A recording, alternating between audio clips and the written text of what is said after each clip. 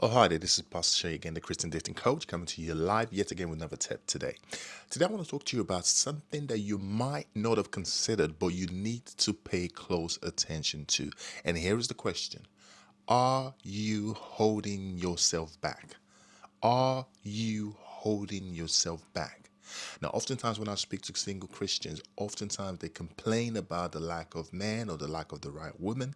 But sometimes what I notice is it is possible that you can be quick to look at the external factors, which we're not here to deny that yes, sometimes you might be in a locality where there might not be the right kind of men in your church or the right kind of men in your community.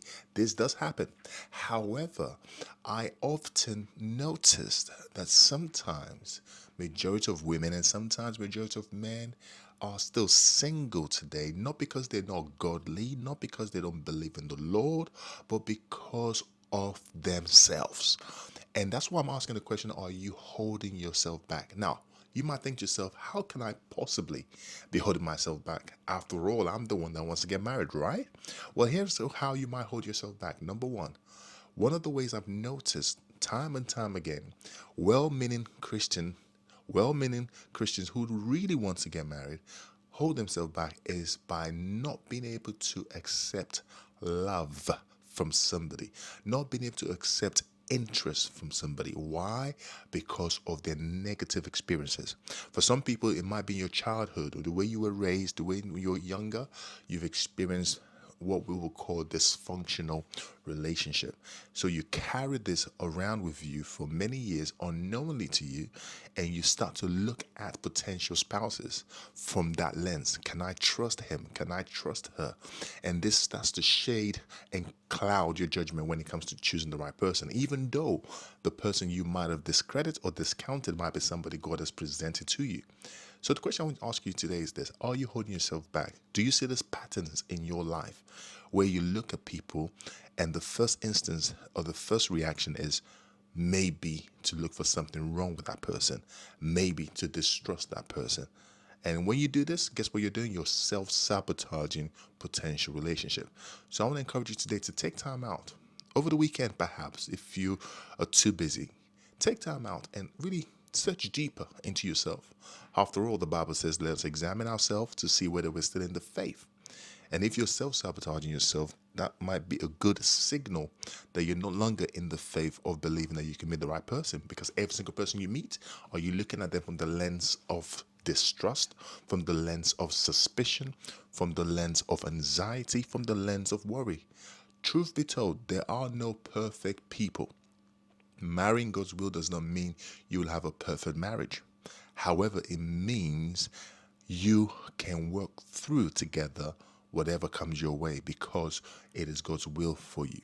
You have the same mindset, same outlook on life, and same goals and same vision with relation to your marriage. So I want to encourage you today to take time out to explore your inner psyche.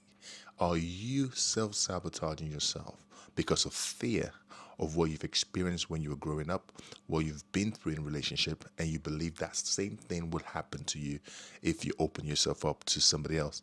Sometimes I meet people who struggle to trust people. Why? Because they feel if somebody has let them down in the past, it could happen again. And sometimes I meet people who I coach who struggle to see the best in a potential spouse.